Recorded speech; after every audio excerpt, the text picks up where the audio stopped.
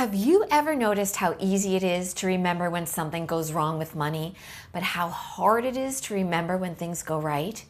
You can probably recall a frustrating expense, a bill, or something not working out financially almost instantly.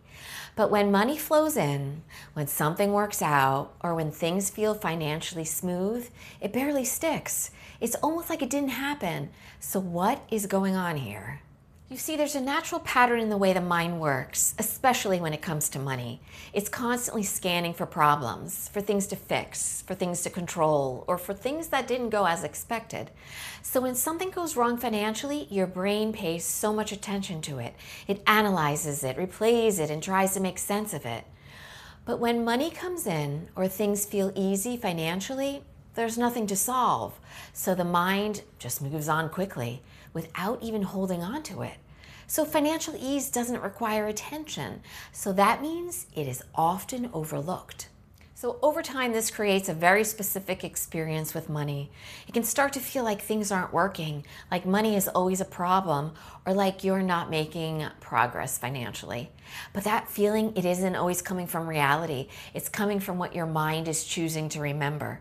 So if your brain is mostly holding on to financial stress and letting go of moments where money flowed or things worked out, it builds a story that doesn't fully reflect what is actually happening. So what would happen if you started noticing what goes right with money, even in small ways? Now, I'm not asking you to force it, but simply pausing when money comes in, or when something works out, or when a financial situation feels easier than expected. Just letting it register for a moment instead of immediately moving on. You might even acknowledge it quietly and say, wow, that worked out. Now, over time, you may begin to see that there are more things working out in your financial life than you realized. And that shift in awareness, it can start to change how you feel about money in such a deeper way.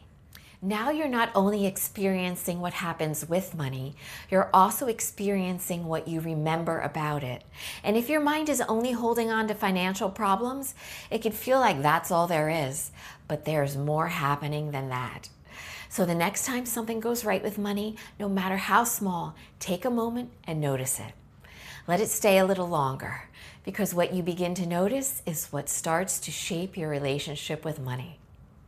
Now, if this message resonates with you, don't forget to like the video, comment, and subscribe to my channel. So until next time, please stay magical, and may the wealth flow to you.